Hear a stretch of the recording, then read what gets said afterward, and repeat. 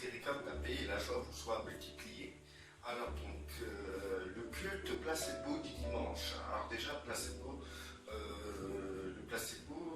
est une médication dans laquelle on donne un médicament à une personne, mais ce médicament a un effet neutre, c'est-à-dire qu'il n'a pas d'effet spécifique biologique.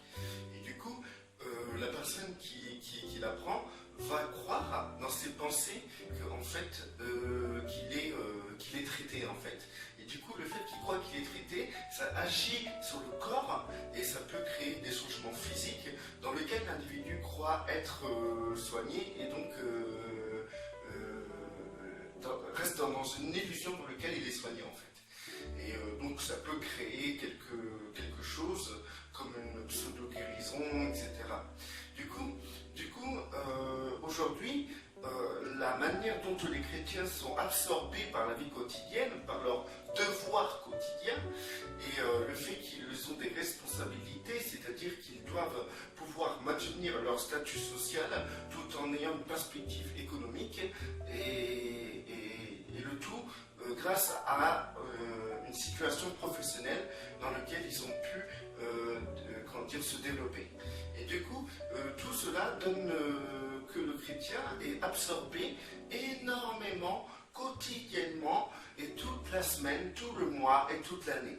Et le peu de temps qu'il peut avoir pour lui, du style comme les vacances, donc il va prendre ses vacances pour aller quelque part, aller dans un lieu, profiter du lieu, etc., profiter du repos charnel, des plaisirs charnels, etc.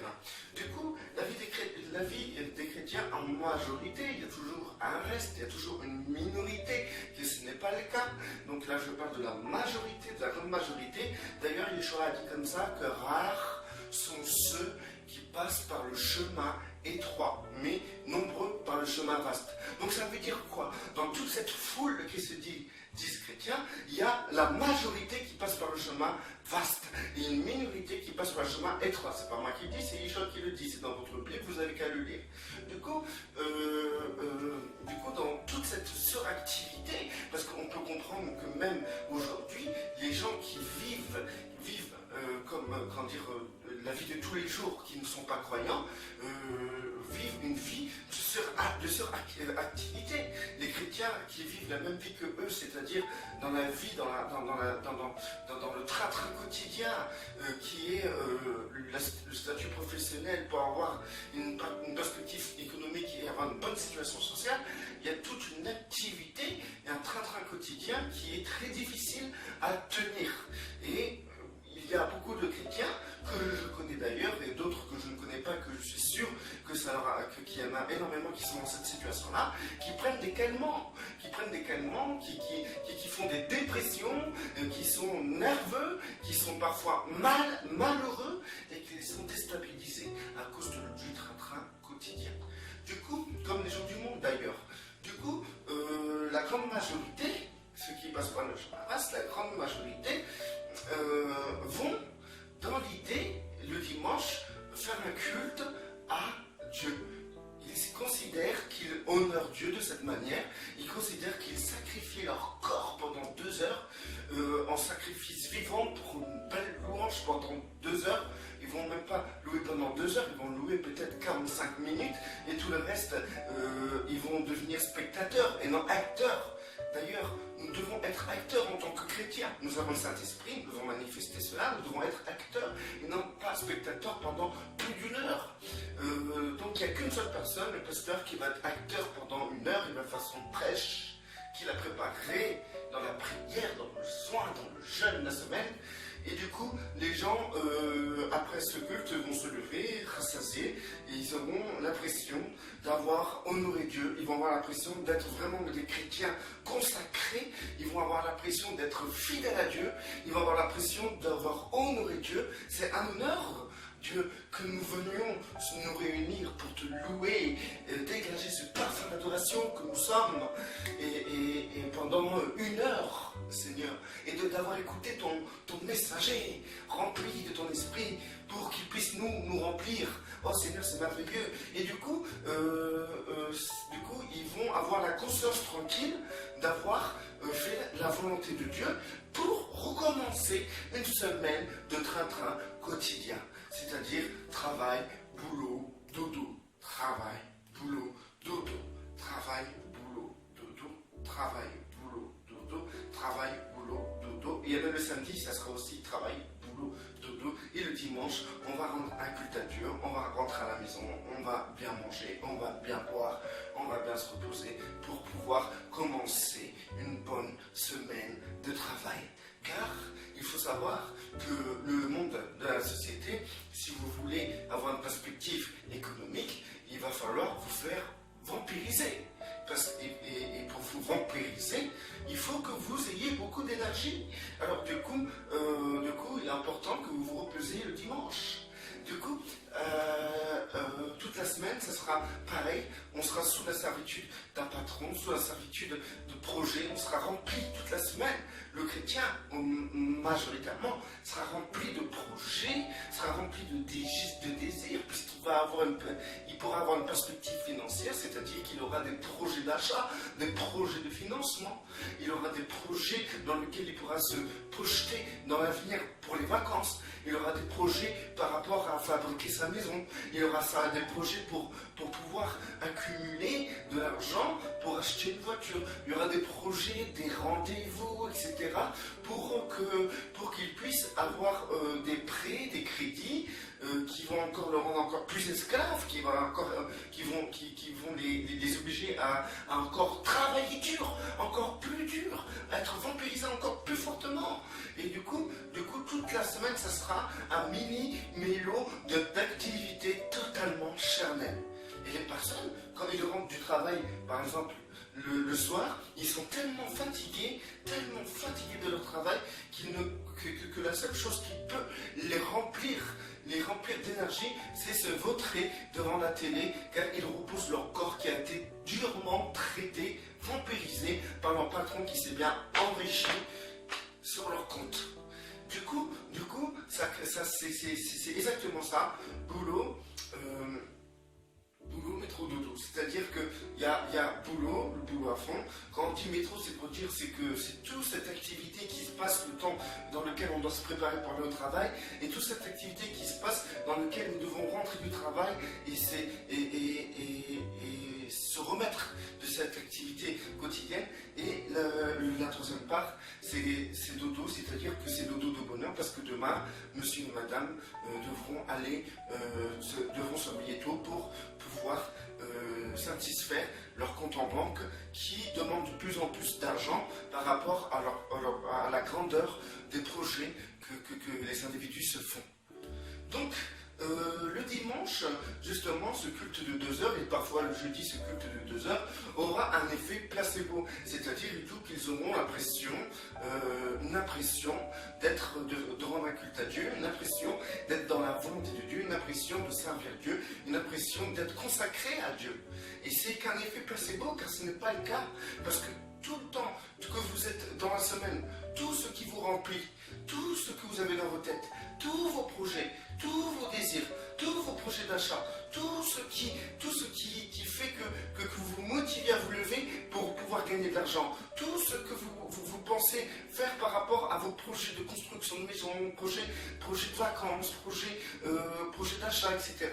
Tout ce que vous pensez dans la semaine n'est ni plus ni moins la construction du monde en vous, et non la construction de Yeshua en vous. Vous n'êtes pas disciple de Yeshua dans la semaine, c'est pas possible.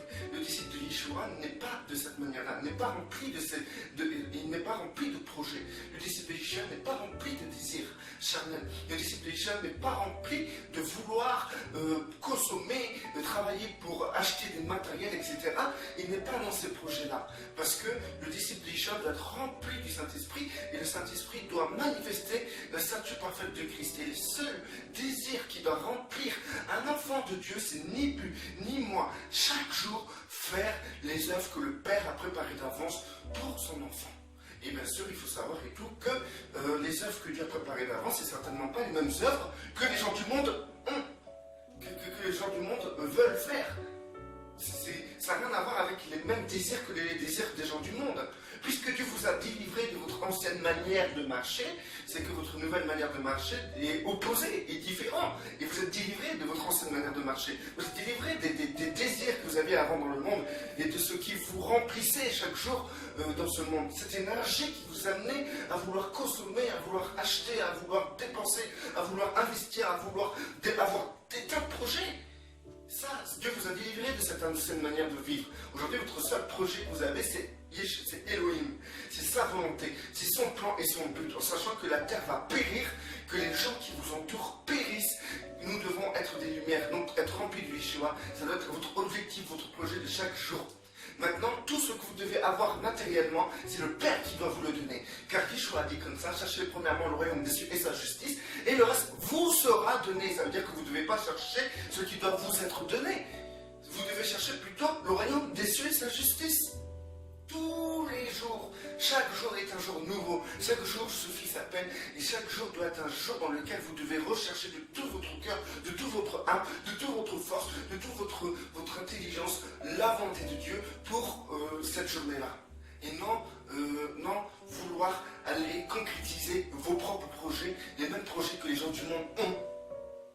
Donc le dimanche, pendant 2 heures, la personne va avaler cette pilule qui est le culte du dimanche, cette pilule qui lui donnera une impression intérieure, une impression d'être consacré et qui va aussi lui donner, qui va le rassurer. Ça va le rassurer en fait, toute la semaine il n'a pas pensé à Dieu, toute la semaine il a pensé à ses projets et du coup ça va le rassurer, ça va alléger sa conscience. Cette pilule du culte du dimanche, c'est une pilule qui est placebo, dans laquelle en vérité il n'y a aucune bénédiction dans tout cela. La majorité des chrétiens passent par le chemin étroit et le chemin vaste, et comme Yeshua a dit comme ça, le chemin vaste, nombreux sont ceux qui y passent, et le chemin puis les vastes, grande est la perdition. Et donc tous ceux qui passent dans le chemin vaste sont la majorité des chrétiens de toutes les dénominations et fédérations chrétiennes.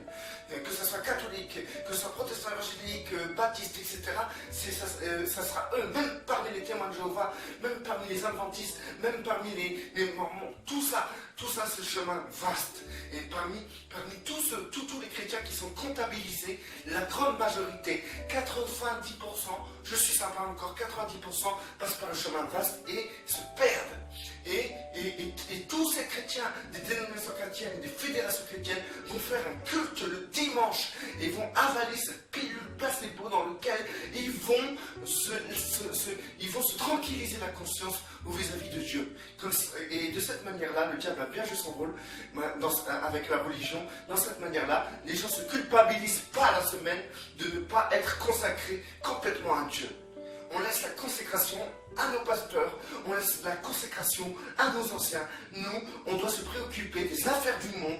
Nous devons développer notre perspective d'avenir économique à travers le travail. Et comme ça, nous pourrons avoir une belle situation sociale dans laquelle nous serons bien vus dans le monde. Et le reste, c'est le pasteur qui s'en occupe, c'est les prêtres, c'est tout ça qui s'en occupe. Et pendant 2 heures, on va les écouter, ils vont nous alléger la conscience, ils vont nous encourager, ils vont nous remplir pour le reste de la semaine dans lequel nous pourrons avoir beaucoup de pognon et pouvoir beaucoup dépenser. Et surtout faire beaucoup de crédit et se faire vampiriser, gloire à Dieu. Gloire à Dieu, merci Seigneur, parce que tu me permets d'avoir des projets dans lesquels je peux me noyer, les mêmes projets que les gens du monde ont. Tu me permets d'être comme les gens du monde, Seigneur, je te rends gloire. Merci Seigneur, parce que tu m'allèges la conscience pendant 2 heures le dimanche, et le reste de la semaine, je suis comme un païen, et je vis comme un païen. Gloire à Dieu, merci Seigneur, merci pour ce culte placebo.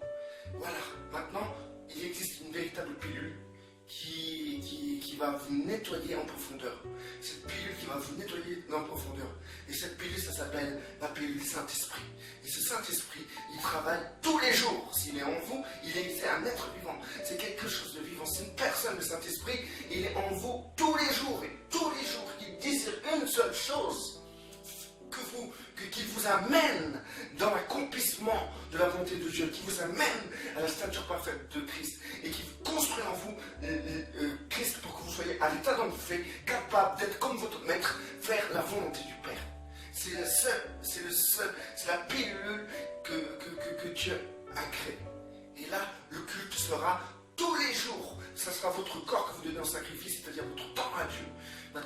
Maintenant, soyez honnête envers vous-même. Si vous vous jugez vous-même, vous serez, Dieu sera vraiment bon avec vous. Si vous vous jugez vous-même. Mais si Dieu vous juge, ça va être violent pour vous. Parce qu'il dira, les tièdes, je les vomis. Or, il n'a pas plus tiède dans le milieu chrétien que ceux qui vivent comme les païens la semaine et qui pendant 2 heures jouent les chrétiens. C'est vous que Dieu vomira de sa bouche. Donc considérez votre vie parce que vous ne savez même pas si demain vous serez encore en vie. Parce que ce sera trop tard. N'attendez pas quoi ce soi-disant enlèvement. N'attendez pas à cela. Parce que c'est l'avènement que nous attendons. Mais pas un enlèvement. C'est l'avènement que nous attendons. Et grâce à cet avènement, nous serons enlevés. Mais par contre, avant que ça arrive, vous pouvez peut-être demain avoir un malheureux accident en allant à votre travail. Je ne vous le souhaite pas, mais ça peut arriver. Car combien de chrétiens ont vécu ce genre de choses? Combien de gens qui se sont dit chrétiens ont vécu des tragédies? Des tragédies. Des gens, ces chrétiens-là vivaient comme dans la semaine comme des païens. Ils allaient à l'église de dimanche pendant 2 heures.